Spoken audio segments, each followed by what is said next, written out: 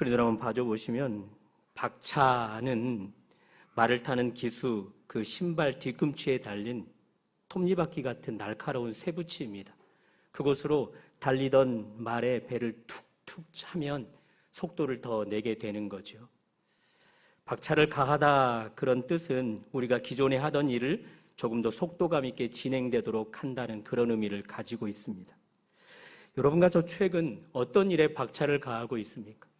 박차를 가하고자 어떤 일에 온 에너지를, 온 집중을 다 쏟아내고 계십니까? 또 한 번 질문을 던지면 그 박차를 가하는 일이 여러분만 기뻐하는 일이 아니라 우리 하나님도 기뻐하시는 일이십니까? 오늘 말씀을 듣는 가운데 내게만 기쁨이 있는 그 일에 박차를 가하는 것이 아니라 하나님께 영광이 되어지고 하나님께 기쁨이 있는 일에 우리가 박차를 가하면 좋겠습니다. 그런 은혜가 8월 첫날 예배를, 8월 첫 주 예배를 드리는 여러분과 저에게 있으시기를 주님의 이름으로 축복합니다. 오늘 본문 21절은 이렇게 시작합니다. 스크린으로 봐줘 보십시오. 이때로부터 예수 그리스도께서 예루살렘에 올라가 장로들과 대제사장들과 서기관들에게 많은 고난을 받고 죽임을 당하고 제3일에 살아나야 할 것을 제자들에게 비로소 나타내시니, 색깔을 달리 표현해 놓은 부분, 예루살렘에 올라가 그 부분부터 많은 고난을 받고 죽임을 당하고 제3일에 살아나야 한다. 이 말씀은 예수님이 십자가를 통해 죽게 된다, 그 말씀인 거죠. 뿐만 아니라 죽은 뒤에 3일 만에 부활하신다, 그런 이야기입니다. 이런 일들을 어디서 경험하는가? 예루살렘에 올라가서 경험한답니다. 누구로부터 이런 일들을 우리 주님이 경험케 되어지는가?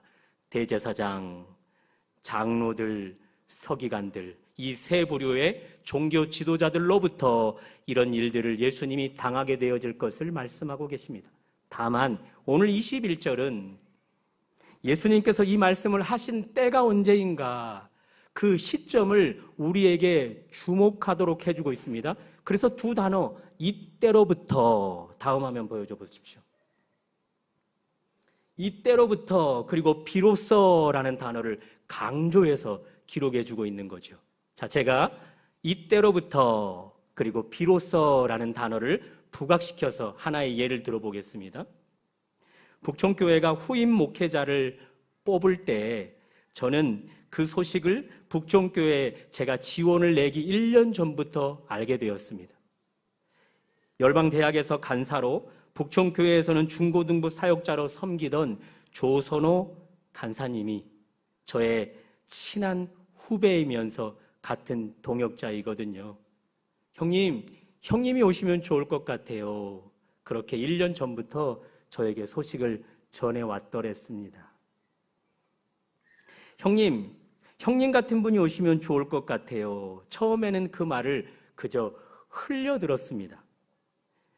교회가 섬이라서, 교회가 작은 교회라서 아니었습니다.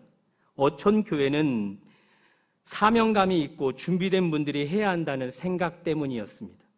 몇 번의 권유를 더 받았지만 마음에 변화는 없었습니다. 그러던 어느 날 문득 이런 생각이 들었습니다. 하나님이 북촌교회를 향해 나를 열어놓고 계시는데 하나님이 닫으신 곳만 내가 집중적으로 열기를 바라고 있는 것은 아닌가, 그런 두려운 마음이 들었습니다. 그래서 그때부터 마음을 열었습니다. 그리고 지원을 했고 결정이 나는 분위기가 다 되어질 그때에 오늘 21절처럼 그때로부터 그리고 비로소 우리 자녀들에게 질문하기 시작했던 것입니다. 제주살이 어때? 당시 초등학교 6학년 아들 그리고 3학년 딸 감사하게도 적극적으로 수용해 주었습니다. 다만 딸은 조건을 내밀었습니다. 아빠, 마당 있는 집에 개 한 마리 키우게 해주면 그렇게 할게. 그 딸 마당이 없는 집에서 6년 동안 살고 있습니다. 그 딸 개 한 마리 키우지 않고 살아가고 있습니다. 그럼에도 불구하고 목회자인 저에게 적극적으로 크고 작은 협력을 해주고 있는 딸입니다. 네, 치려면 한꺼번에 치시죠. 네. 여러분도 그렇지 않습니까? 마음에 품고 있던 계획을 진행해 갈 때 아무 때나 아무에게나 무턱대고 털어놓지 않습니다. 털어놔야 할 타이밍을 잽니다. 더 구체화되어질 때를 말입니다. 그러다가 확실해지면 21절 단어처럼 그때로부터 비로소 누군가에게 그 마음의 계획을 이야기해 주는 것이지요. 예수님은 이 땅에 오실 때 마음속 깊이 품었던 계획이 있습니다. 교회입니다. 교회를 세워 희망이 없던 땅에 희망을, 소망이 없던 땅에 소망을 갖게 하기 위함이었습니다. 다만 처음부터 그것을 털어놓을 수가 없었습니다. 때를 기다렸습니다. 그때란 제자들이 준비될 때였습니다. 당신 예수를 향해 제대로 알아보기를 기다리셨던 것이고, 제대로 알아보고 당신 예수께 신앙 고백할 때를 기다렸던 것입니다. 그러던 어느 날 베드로와 제자들이 예수님께 신앙 고백하게 됩니다. 마태복음 16장 16절 스크린으로 봐줘 보십시오.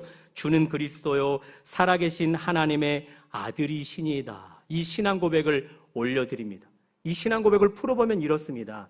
예수라는 뜻은 죄에서 자기 백성을 구원할 자라는 뜻을 가집니다. 그리스도란 기름 부음을 받다라는 뜻입니다. 둘을 합쳐보면 예수님께서 자기 백성을 죄에서 구원할 사명자가 되었다. 그 일에 기름을 붓다. 그런 뜻입니다. 이 예수를 제자들이 제대로 알아본 것입니다. 그리고 그렇게 신앙 고백으로 올려드렸던 것이죠. 주는 그리스도십니다. 살아계신 하나님의 아들이십니다. 그때부터 우리 예수님은 마음속에 품고 있었던 교회를 계속해서 기다리고 기다렸다가 풀어놓기를 애써 감추고 있었던 그 교회를 비로소 제자들에게 털어놓기 시작했던 것입니다. 이제 여러분과 제 차례입니다. 이곳에 계시는 분들은 예수께 신앙 고백 드린 분들이라 믿습니다. 하나님을 향하여 하나님은 나의 구원자이십니다. 당신의 아들을 아낌없이 나를 위해 보내주어 나를 구원하신 분이십니다. 예수님은 나의 주인이시요 나의 하나님이십니다 라고 제자들처럼 고백한 분들임을 믿습니다. 지난주 말씀드린 것을 기억해 보십시오.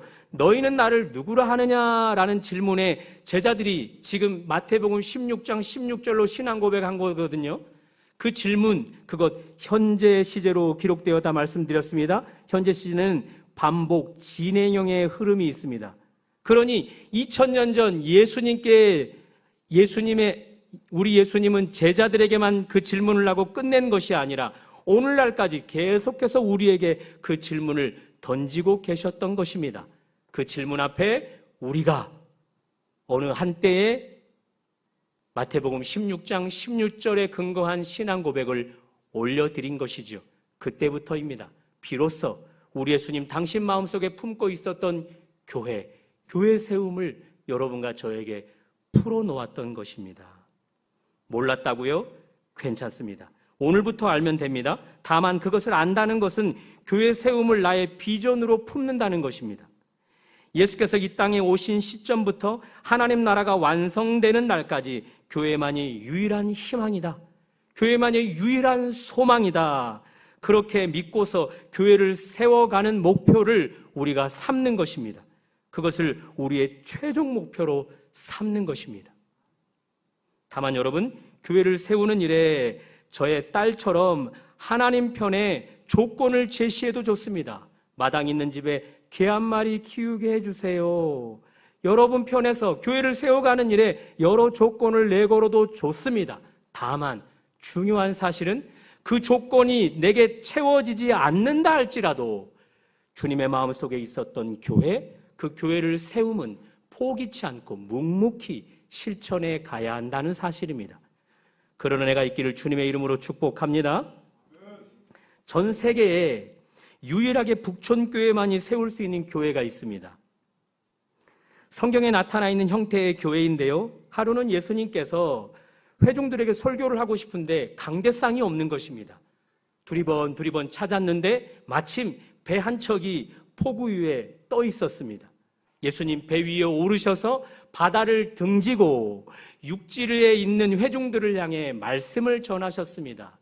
그 모습, 그 형태의 교회를 우리 북촌교회만은 이룰 수 있습니다. 지금의 이 방향을 90도로 틀면 딱 그 모습이 되는 것이지요. 그러나 여러분, 그 그림은 제가 그려가는 교회의 모습입니다. 우리 주님이 그려가는, 우리 주님 마음속에 있었던 교회는 우리 주님만이 머리가 되어주시는, 주인이 되어주시는 교회입니다. 그런 교회 여러분과 제가 이루어갈 수 있기를 주님의 이름으로 축복합니다. 자, 그렇다면 이 주님의 마음속에 품고 있었던 교회는 어떻게 이루어갈까요? 먼저 교회는 두 가지 구성 요소가 필요합니다. 스크린을 한번 봐줘보시면 먼저 교회의 머리가 필요합니다. 교회의 머리는 누구십니까? 예수 그리스도십니다. 그러면 그 몸은 누가 이루고 있는 것입니까? 예수께 신앙 고백한 여러분과 저인 것입니다. 그러니 교회를 이루려면 머리이신 주님이 원하시는 방법으로 이루어야 되는 것입니다. 그분께 배워야 하는 것입니다. 다시 21절로 우리 교회를 어떻게 이루어야 하는지 그 방법을 두 가지로 살펴볼 겁니다. 스크린으로 계속 한번 쫓아보십시오. 예수님은 제자들의 신앙 고백을 받은 직후 예루살렘에 올라가야 한다, 십자가를 져야 한다 라고 말씀을 하셨습니다. 그 일에 박차를 가하고 계시는 것을 알 수 있습니다. 설교 제목에서 드러나는 것처럼 교회가 세워지는 일에는 그 방법밖에 없다입니다. 그러니 여기서 알 수 있습니다. 교회가 세워지려면 방법은 두 가지입니다. 스크린으로 보여줘 보십시오. 첫 번째, 예수께 합당한 신앙 고백을 올려드릴 자들이 필요합니다. 그것이 여러분과 저이죠. 이미 신앙 고백한 여러분과 저입니다. 두 번째, 신앙 고백한 자들이 예수의 고백, 예루살렘으로 가서 십자가를 져야 한다, 그 일을 묵묵히 뒤따라 행해야 하는 것입니다. 이 두 가지로만 교회는 세워지는 것입니다.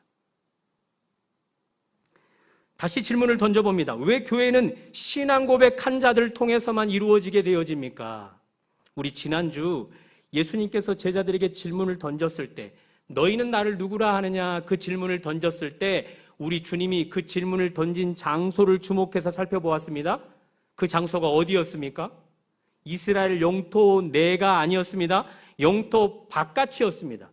이스라엘 영토 안에는 하나님의 신앙을 부추기는 현장입니다. 거기서 신앙 고백을 묻지 않았습니다. 어디서 물었습니까?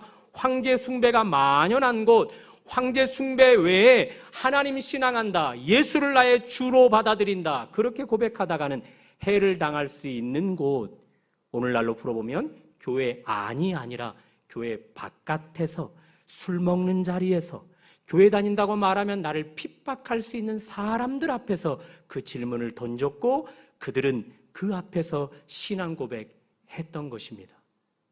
그러니 주님은 의도가 있는 것입니다. 이렇게 사람 신경 쓰지 않고 환경에 신경 쓰지 않고 예수께만 주로 고백하는 자, 그런 자들이 교회를 이루어갈 수 있다 말씀하시는 것입니다. 세상에 수많은 일들이 일어나는데 황제같이 높은 권위에 있는 자가 그 문제를 해결하는가? 아니라 오직 유일한 하나님의 아들 예수, 그분으로만 세상의 모든 문제는 해결되어진다, 그런 믿음을 가진 자들만이 교회를 세워갈 수 있기 때문에 그 질문을 그렇게 교회 안이 아닌 밖에서 던진 것입니다.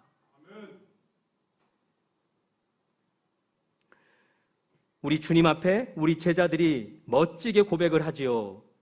주는 그리스도시요 살아계신 하나님의 아들이라고 말입니다. 우리 주님 기다렸다는 듯이 이렇게 화답합니다. 18절을 한번 보실까요? 이 반석 위에 내 교회를 세우리니 음부의 권세가 이기지 못하리라. 이 반석, 이것을 두 가지로 분석을 해보면 좋을 것 같습니다. 이 반석이란 베드로의 신앙 고백입니다. 두 번째는 예수 그리스도입니다. 예수 그리스도는 다른 성경에 보면 반석으로 기록이 되어 있지 않습니까? 그러니 풀어보면 반석이신 예수님이 당신께 신앙 고백한 자들로 교회를 세우겠다 말씀하시는 것이죠. 여러분과 제가 그런 신앙 고백한 자들이기를 축복합니다. 그래서 머리이신 예수께서 세우고자 하는 교회, 주와 함께 세워갈 수 있기를 주님의 이름으로 축복합니다. 자, 첫 번째, 교회를 세우는 방법은 하나님 예수 그리스도께 신앙 고백한 자들로만 가능하다 말씀을 드렸습니다. 두 번째, 21절에서 보는 것처럼 예수께서 말씀하신 십자가를 지는 일로 뒤따라감이 필요하다는 것입니다. 왜 그렇습니까? 21절에서 말해준 대로 우리 예수님이 신앙 고백을 받으신 직후에 교회를 세우시겠다 말씀하시고 예루살렘으로 가셔야 한답니다. 올라가셔서 십자가를 지셔야 한답니다. 왜 그 일에 박차를 가해야 됩니까? 우리가 의문을 갖고 물어본다면 교회를 세우는 일은 이 방법밖에 없다, 그렇게 말씀해 주시는 것이죠. 그러니 신앙 고백한 자들도 앞서간 예수를 따라 십자가를 지고 따라가야만 거기에 교회는 세워지는 것입니다. 그래서 예수님은 십자가를 한 번 더 본문에서 강조하셔야만 했습니다. 24절입니다. 이에 예수께서 제자들에게 이르시되 누구든지 나를 따라오려거든 자기를 부인하고 자기 십자가를 지고 나를 따를 것이니라. 다만 여러분, 자기 십자가를 지고라고 기록합니다. 자기 십자가를 지고. 각자에게 허락된 십자가를 이야기해 주는 것입니다. 다시 말해서 여러분과 저는 예수님이 진 십자가 똑같이 질 수 없습니다. 그 십자가는 인류를 구원하는 십자가이기 때문에, 죄악된 죄인들의 죄를 짊어진 십자가이기 때문에 우리는 그 십자가 똑같이 질 수가 없습니다. 그렇다면 여러분과 제가 각자가 져야 할 십자가는 무엇이겠습니까? 하나님으로부터 받은 달란트, 은사, 재능을 사용하되, 다만 나는 예수의 십자가에서 이미 죽은 자이므로 내가 산 것이 아니라 내 안에 살아계신 예수가 사는 것처럼 그 은사와 달란트와 재능을 사용하는 것입니다. 다만 그것들을 집중하는 것이 필요한데요. 어디에 집중해야겠습니까? 딱 한 곳입니다. 교회입니다. 교회. 교회를 세움, 이 두 가지 방법밖에 없음을 믿으시기 바랍니다. 그리고 이 일에 여러분과 저도 박차를 가하실 수 있기를 주님의 이름으로 축복합니다. 목사님, 교회를 세우는 방법이 왜 딱 두 가지만 필요해요? 왜 신앙 고백한 자들만 있어야 교회를 세우지요? 왜 신앙 고백한 자들은 반드시 예수를 뒤따라가 십자가를 져야만 교회가 세워지지요? 다른 방법으로는 교회 세울 수 없습니까? 조금 더 쉬운 방법은 없습니까? 라고 질문을 던지거나, 혹은 이 방법 외에 다른 방법을 요청하는 분들이 계십니까? 그런 분들은 베드로와 똑같은 분들입니다. 우리 예수님, 제자들의 신앙 고백을 받으시고 교회를 세울 수 있는 것은 이거밖에 없다라고 말씀을 던지고 예루살렘으로 올라가는 일, 십자가를 지는 일을 박차를 가하고 계실 때, 그때 베드로가 예수를 만류합니다.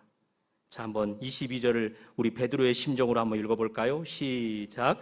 베드로가 예수를 붙들고 항변하여 이르되 주여 그리마옵소서, 이 일이 결코 주께 미치지 아니하리이다. 제 흐름을 따라와야 됩니다. 너희들이 신앙 고백했는가? 너희들로 교회 세워진다. 그리고 나를 따라 너희들도 십자가를 질 때에만 교회가 세워진다. 나 이 일에 속히 박차를 가하고 있다라고 말하는데 베드로가 만류하고 있습니다. 항변하면서. 그리고 아래 요절과 전체 종합해서 제가 여러분에게 이미지를 그려드릴 것입니다. 지금 베드로가 예수님을 붙잡았습니다. 예수님 어디를 붙잡았겠습니까? 멱살? 아니면 예수님 옷자락? 아니면 예수님 몸? 어디를 붙잡았겠습니까? 분명한 사실은 베드로의 주먹에 꽉 힘이 들어가 있습니다. 그리고 예수를 밀치기 시작합니다. 그리고 따지듯 설득시키듯 이렇게 이야기합니다. 예수 선생이요, 당신 지금 정신 나간 것 아닙니까? 당신이 지닌 능력 정도라면 당신 마음에 품고 있는 교회 전혀 힘들이지 않고 뚝딱 세울 수 있습니다. 그런데 죽기는 왜 죽습니까? 그렇지 않아도 종교 지도자들이 당신 죽이려고 눈에 불을 켜고 다닙니다. 그들에게서 어떻게든 살아남아야 하지 않겠습니까? 생각해 보십시오. 죽어버리면 교회고 뭐고 다 끝장나 버립니다. 그러니 어떻게든 살아남으셔야지요. 살아남아서 교회를 세우셔야지요. 살아남아서 당신만 바라보고 뒤따르는 우리에게도 교회를 세울 수 있도록 해야지요. 라고 두 주먹에 힘을 꽉 주면서 예수님께 따지듯 예수의 뜻을 꺾듯 그렇게 애를 쓰고 있는 것입니다. 베드로가 제가 말한 대로 똑같이 제스처, 말투를 취했을지는 모르겠으나 그런 분위기에 그런 자세로 지금 예수님을 말리고 있는 것입니다. 베드로에 대한 이제 예수님의 반응입니다. 23절을 한번 보실까요? 시작. 예수께서 돌이키시며 베드로에게 이르시되 사탄아 물러가라 너는 나를 넘어지게 하는 자로다. 지금 베드로가 누구에게 붙잡혀 있습니까? 사탄에게 붙잡혀 있습니다. 지금 사탄이 베드로를 붙잡아서 위치를 잘 생각해 보십시오. 예수님 앞에 베드로를 놓고 있습니다. 뒤서서 예수를 따르던 베드로를 예수님 앞에 세워 예수를 이끄는 자, 리드해 가는 자로 세워버렸습니다. 예수 선생이요, 왜 그렇게 어려운 십자가를 지려 하십니까? 그것 말고 쉬운 방법으로, 다른 방법으로 교회를 이루자고요 라고 리드해 가고 있습니다. 지금 베드로를 사로잡았던 사탄은 마태복음 4장에서 예수님 앞에 나타난 사탄입니다. 마태복음 4장에서 그때 이 사탄은 예수를 세 가지로 시험을 했습니다. 핵심은 딱 한 가지입니다. 왜 그렇게 어려운 십자가를 지고 인류를 구원하려 하느냐? 궁극적으로 너의 마음속에 있는 교회를 왜 그렇게 어려운 십자가를 지고 이루려 하느냐? 쉬운 방법, 내게 경배해. 다른 방법으로 얼마든지 교회 세울 수 있도록 해줄게. 그렇게 요청하고 있는 것입니다. 그 사탄이 예수 앞에 철저하게 깨지더니 이제는 베드로에게 들어가서 베드로를 통해 예수 앞에서 장난질을 치고 있는 것입니다.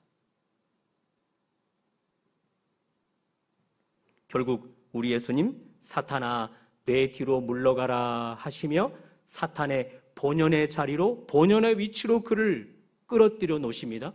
뿐만 아니라 베드로를, 예수 앞에 서서 예수를 이끌어 가던 베드로를 정신 차리게 해서 예수 뒤서서 따르는 본연의 자리로 원위치 시켜주고 있습니다. 기억하십시오. 다시 한번 스크린으로 봐줘보시면 교회를 세우는 방법은 딱 두 가지입니다. 신앙 고백한 자들이 교회를 세울 수 있습니다. 두 번째, 신앙 고백한 자들이 예수의 걸었던 십자가의 길을 묵묵히 따라감으로만 교회는 세워지는 것입니다. 다만 여러분, 여기서 보시면 첫 번째 신앙 고백한 자들에게는 사탄의 공격이 일절 없습니다. 베드로가 신앙 고백하기까지는 사탄의 공격이 일절 없습니다. 너희들 마음껏 신앙 고백하렴.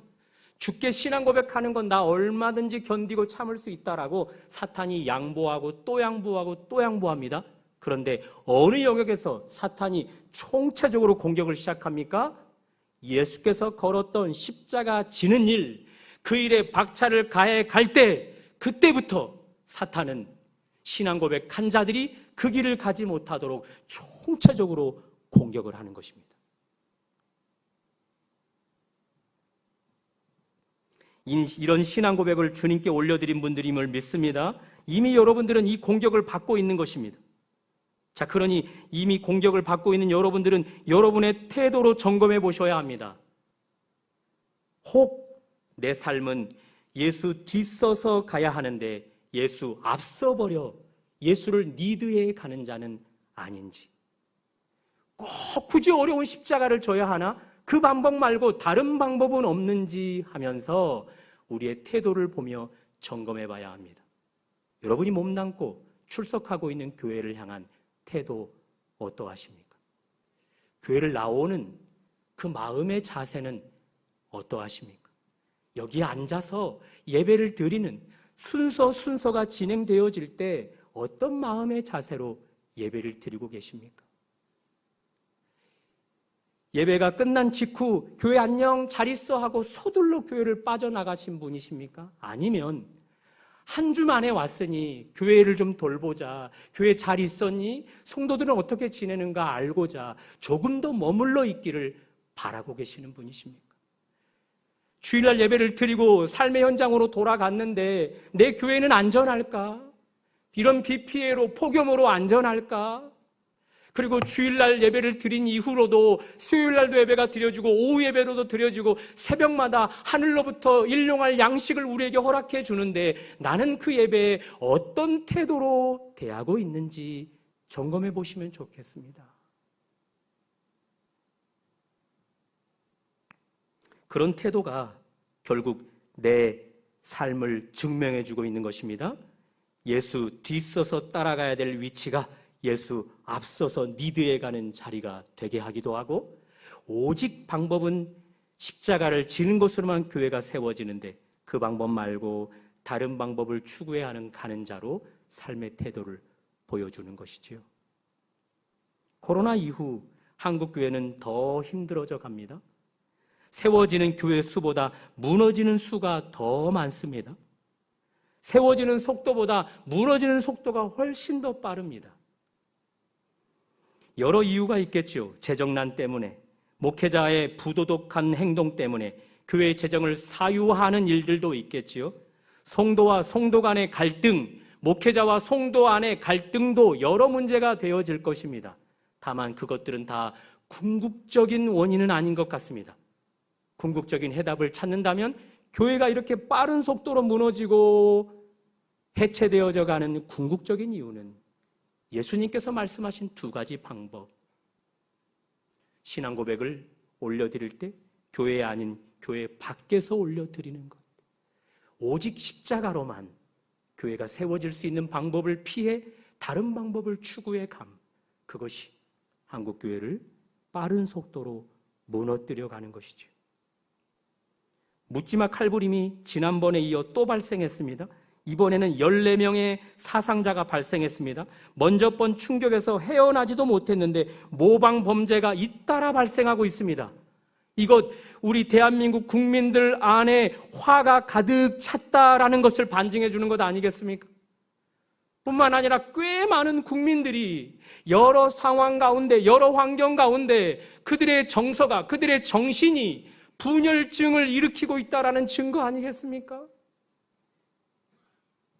국내 회에 수만 명이 참석한 잼버리 대회, 온열 질환 환자들이 하루에 몇백 명씩 나오게 되었습니다.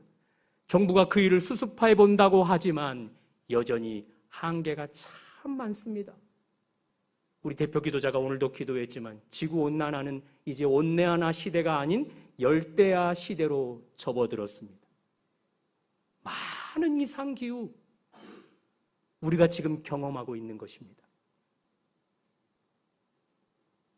이런 급변하는 세대를 살아가는 과정에 기독교인들은 세 부류로 반응할 것 같습니다.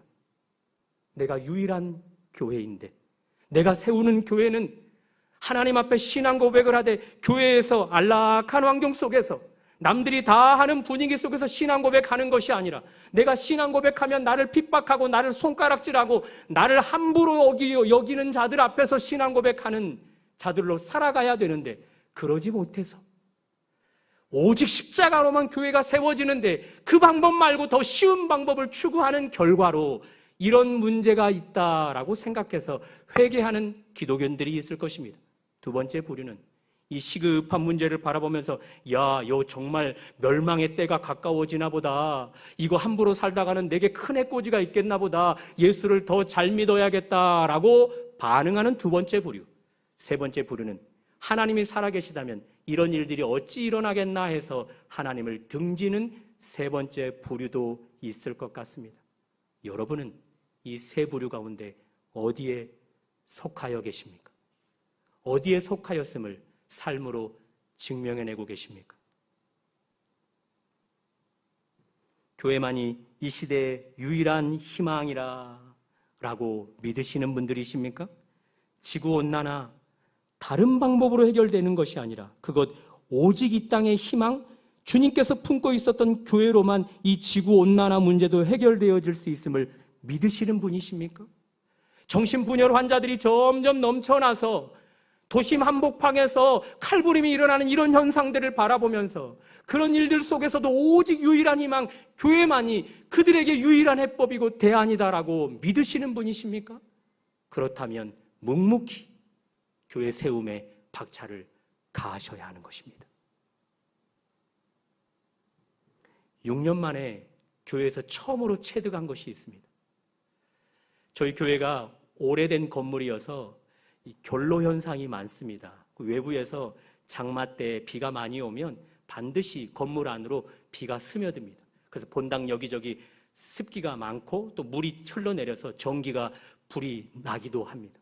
그것도 한번 제가 직접 경험됐습니다. 그리고 저 본당 뒤에는 비만 왔다 하면 물이 고여집니다. 그래서 제가 간혹 신문을 깔아놓을 때도 있습니다. 그리고 주방 창문으로 물이 그렇게 많이 흘러들입니다.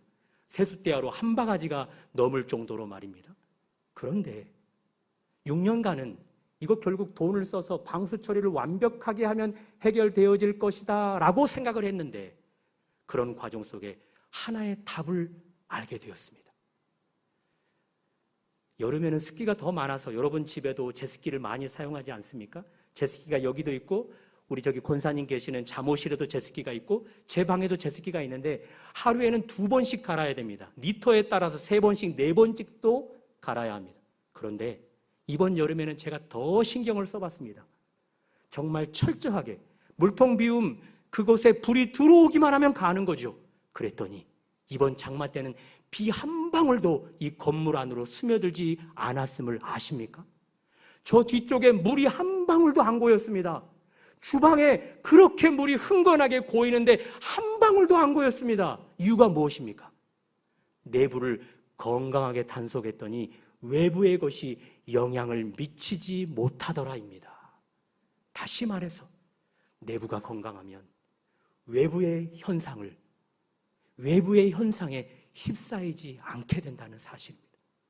건축법을 아는 분들은 저런 무식한 사람이 있나라고 말할 수 있겠지만 제가 6년 만에 터득한 것은 그것입니다. 사랑하는 여러분, 하나님이 이 대한민국 안에 가장 중심에 수뇌부에 교회를 두셨습니다. 교회 이너서클이라 할 수 있습니다. 이 이너서클이 건강하면 하나님 앞에 교회에서 안에서 신앙 고백이 아니라 교회 밖에서 신앙 고백을 하는 자들이 있다면 그리고 그 신앙 고백 이후 예수께서 거니셨던 십자가의 길을 묵묵히 걸어가는 삶이 있다면 그 수뇌부는 그 이너서클은 건강해지는 것입니다.